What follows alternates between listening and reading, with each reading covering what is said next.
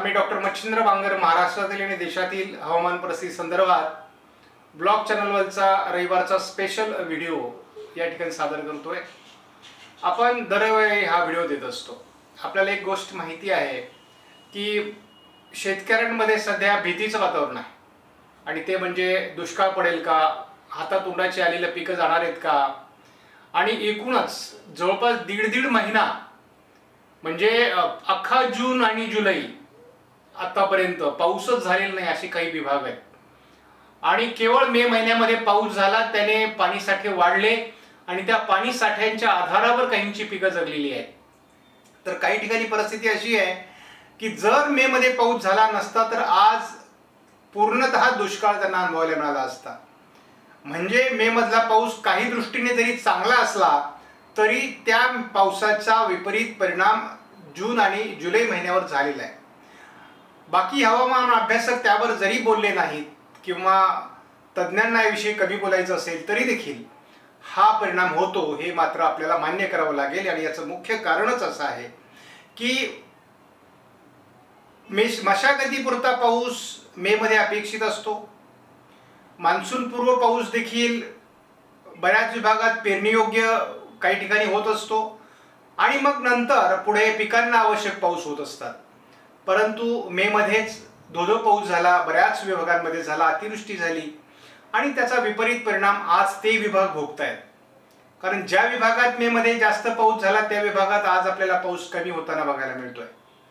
हरकत नाही, आपण तो विषय बाजूला ठेवू, परंतु आपला विषय असा आहे की या पुढे उरलेला जो काही 2.5-2.5 महिन्याचा कालावधी आहे तो कसा असेल।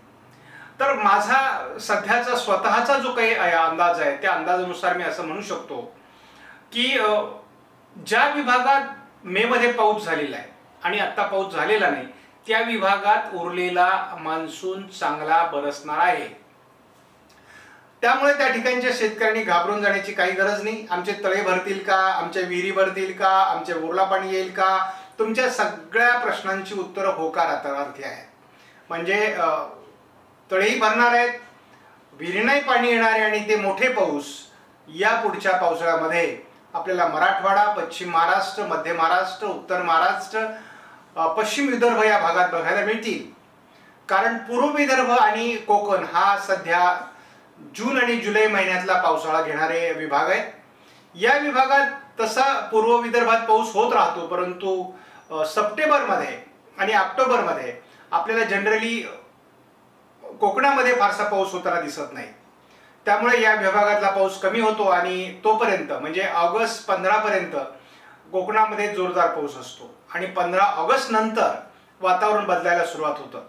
त्यामुळे एक लक्षात ठेवा, अजूनही ऑगस्टचे पहिले 2 आठवडे देखील कमी पावसाचे असू शकतात, परंतु 15 ऑगस्ट नंतर वातावरण पूर्णतः बदलायला सुरुवात होईल आणि मग खऱ्या अर्थाने पावसाळा जो काही मराठवाड्यासाठी, पश्चिम महाराष्ट्रासाठी, मध्य महाराष्ट्रासाठी सुरू होईल आणि मग कमी दाब एक पॅटर्न असतो, लक्षात घ्या।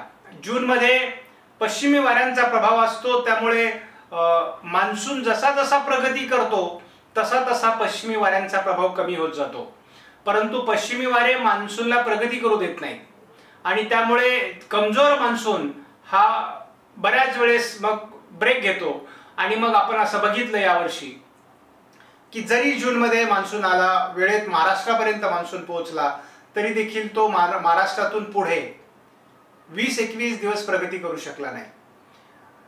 आणि त्यामुळे मग लवकर येऊन त्या मान्सूनचा आपल्याला तसा देशभर फायदा झाला नाही, परंतु मग मान्सून ट्रप पुढे निघून गेली आणि मग मध्य प्रदेश, उत्तर प्रदेश, राजस्थान, गुजरात या भागात पाऊस सुरू झाला। भला त्यांना उशिरा पाऊस सुरू झाला, परंतु त्यांना भरपूर पाऊस पडलेला आहे जून जुलैमध्ये। मग जो जून जुलैमध्ये त्यांना पाऊस पडलाय तो आपल्याला पडला असता, कारण मान्सून थोडा उशिरा आला असता। तर त्यामुळे आपल्याला साहजिकच आहे की मी जे म्हणतोय की मे मुळे पाऊस पडला नाही, तर मे मध्ये तुमच्याकडे मान्सून ट्रप होती महाराष्ट्रामध्ये, तरी देखील आपल्याला जून मध्ये पाऊस पडला नाही। तर मान्सून ट्रप जशी पुढे सरकली तसा पाऊसही पुढे सरकला आणि मग दक्षिण भारत म्हणजे याच्यामध्ये केरळ, कर्नाटक, तामिळनाडू, आंध्र प्रदेश, थोड्या फार प्रमाणामध्ये तेलंगणा आणि महाराष्ट्र या ठिकाणी पावसाची कमी राहिली. आता आपण असं बघतो चित्र की ओरिसा, छत्तीसगड, झारखंड, मध्य प्रदेश आणि गुजरात, राजस्थानमध्ये भरपूर पाऊस झालेला आहे. आणि याचं कारणच असं की एक अशा प्रकारची कमी दाबांची शृंखला सारखी त्या ठिकाणी कार्यरत राहिली. आता प्रश्न असा आहे की पुढची जी शृंखला आहे कमी दाबांची ती थोडी विशाखापट्टणमकडे सरकेल. ओरिसा आणि आंध्र प्रदेशच्या दरम्यान जे काही वादळ तयार होतील, कमी दाब तयार होतील, डिप्रेशन तयार होतील, ते आता सरळ सरळ तेलंगणा, आंध्र प्रदेशकडून महाराष्ट्राकडे येणार आहेत.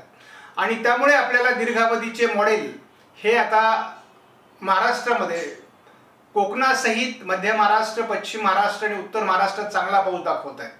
विदर्भात चांगला पाऊस दाखवत आहेत, मराठवाड्यातही चांगला पाऊस दाखवत आहेत. त्यामुळे आपल्याला अतिवृष्टी नको आहे, आपल्याला गरजेपुरता पाऊस हवा आहे. आणि तो मराठवाड्यात होणार आहे, पश्चिम महाराष्ट्रातही होणार आहे आणि पश्चिम विदर्भातही होणार आहे. काही मॉडेल जरी पश्चिम विदर्भात थोडा पाऊस कमी दाखवत असले तरी आपल्या गरजेपुरता पाऊस होऊन जाणार आहे.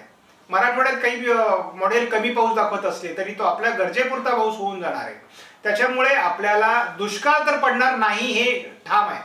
फक्त भीती ही आहे की काही विभाग जे सुटणार आहेत, असमान वितरण पावसाचं होणार आहे, त्यामुळे काही विभागात कमी पावसाचा फटका पिकांना बसू शकतो. आणि हे दरवर्षी होत असतं. याही वर्षी त्या गोष्टी आपल्याला बघायला मिळत आहेत. त्यामुळे आपल्याला यावर्षी आपण असं बघतो की सोलापूरमध्ये कमी पावसाचं प्रमाण आहे, बीडमध्ये पावसाचं प्रमाण कमी आहे, हिंगोलीमध्ये पावसाचं प्रमाण कमी आहे, लातूर, धाराशिवमध्ये पावसाचं प्रमाण कमी आहे, अहिल्यानगरमध्ये पावसाचं प्रमाण कमी आहे, जालना आणि छत्रपती संभाजीनगरमध्ये पावसाचं प्रमाण कमी आहे. तर या ठिकाणी आपल्याला पुढचा पावसाळा चांगला होताना दिसणार आहे. त्यामुळे शेतकऱ्यांनी फार घाबरून जाण्यासारखी परिस्थिती नाही. आता हे वातावरण कधी बदलेल तर आता हे वातावरण या आठवड्यापासूनच बदलणार आहे. नंतर ऑगस्टच्या सुरुवातीला थोडा खंड असेल आणि मग पुन्हा कमी दाब बंगालच्या उपसागरात तयार व्हायला लागतील. एक गोष्ट तुमच्या लक्षात आली असेल की अरबी समुद्रात कुठल्याही प्रकारची सिस्टम बनत नाहीये. आणि अरबी समुद्रात सिस्टम न बनल्यामुळे तिथे आयोडी बऱ्यापैकी निगेटिव्ह स्वरूपात आहे. म्हणजे आयोडी आता नॅचरल नाही आहे, तर तो काही अंशाने निगेटिव्ह झुकलेला आहे. आणि त्यामुळे आपल्याला अरबी समुद्रात कुठल्याही हालचाली दिसत नाही आहेत. कारण आपल्याला जर अरबी समुद्र आणि बंगालच्या उपसागरातून एकत्रित सिस्टम बनल्या असत्या तर आपल्याला मोठ्या प्रमाणात पाऊस दिसला असता. आणि साधारण ला निनाची कंडिशन असली की मग मात्र या सिच्युएशन तयार होतात. आता ला निना आणि एल निनो हे दोन्ही पण नॅचरल कंडिशनला आहेत आणि ते जवळपास 100% नॅचरल कंडिशनला आहेत. त्याच्यामुळे आपल्याला जो काही निसर्गावर अवलंबून असलेला, नॅचरल अवलंबून असलेल्या पावसाळ्यावर आपण भरोसा ठेवून आहोत. त्यामध्ये बरेच चढ उतार आहेत, बरेच बारकावे आहेत.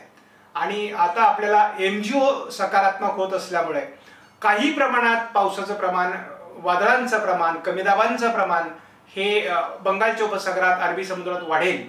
आणि मग ऑगस्ट, सप्टेंबर, ऑक्टोबरमध्ये आपल्याला कमी दाब, डिप्रेशन, वादळं तयार होताना दिसतील आणि मग ही आपली पावसाची गरज पूर्ण करतील. त्यामुळे आपल्याला यावर्षी दुष्काळ अनुभवायला मिळणार नाही.